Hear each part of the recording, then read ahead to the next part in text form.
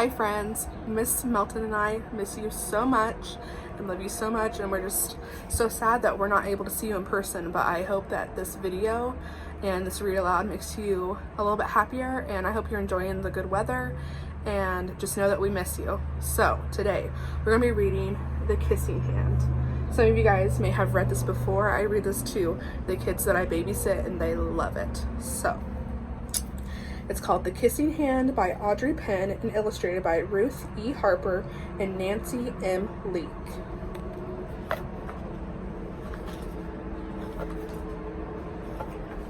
Chester Raccoon stood at the edge of the forest and cried.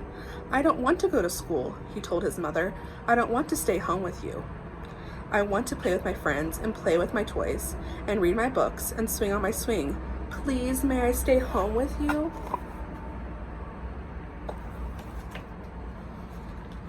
Mrs. Raccoon took Chester by the hand and nuzzled him on the ear.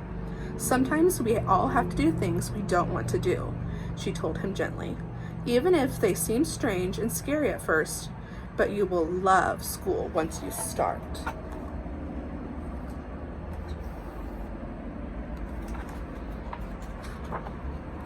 "You'll make new friends and play with new toys, read new books and swing on new swings. Besides," she added, "I know a wonderful secret that will make your nights at school seem as warm and cozy as your days at home."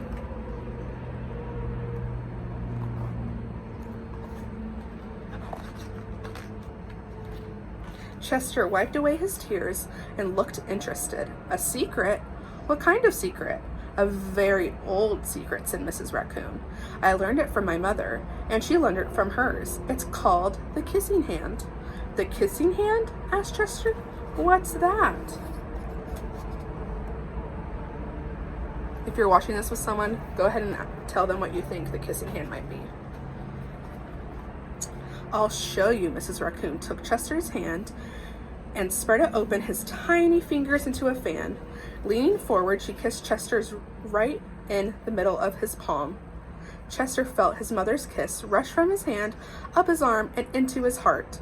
Even his silky black mask tingled with a special warmth.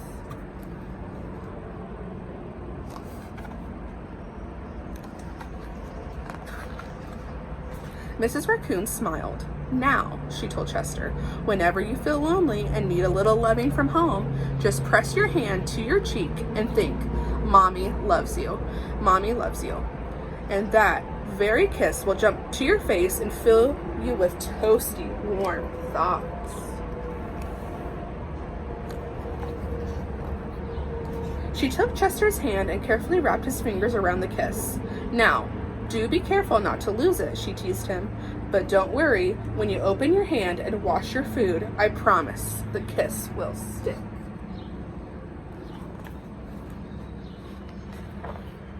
Chester loved his kissing hand.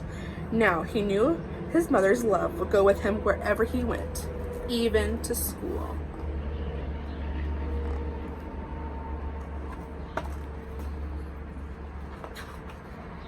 That night, Chester stood in front of his school and looked thoughtful.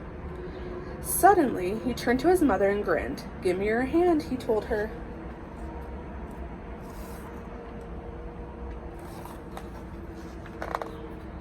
Chester took his mother's hand in his own and unfolded her large, familiar fingers into a fan.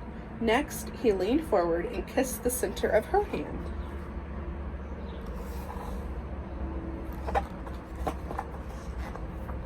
"Now you have a kissing hand too," he told her. And with a gentle goodbye and "I love you," Chester turned around and danced away.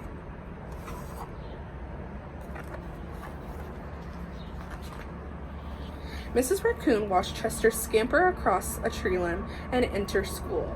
And as the hoot owl rang in the new school year, she pressed her left hand to her cheek and smiled. The warmth of Chester's kiss filled her heart with special words. "Chester loves you," it sang. "Chester loves you."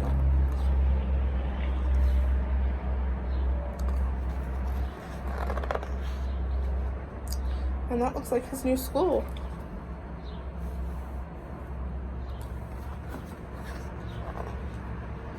So, go ahead and tell whoever you're with or just think about it in your head if you're by yourself. Think about, why was Chester so sad and nervous? And have you ever felt that way? Did you feel like that before school starts? Do you feel like that now sometimes when you're just kind of nervous? Just think about that stuff, and then Mrs. Melton will tell you what to do next. All right, we miss you so much, and we're so sad that we can't see you, but we're happy that we continue these videos. Love you guys.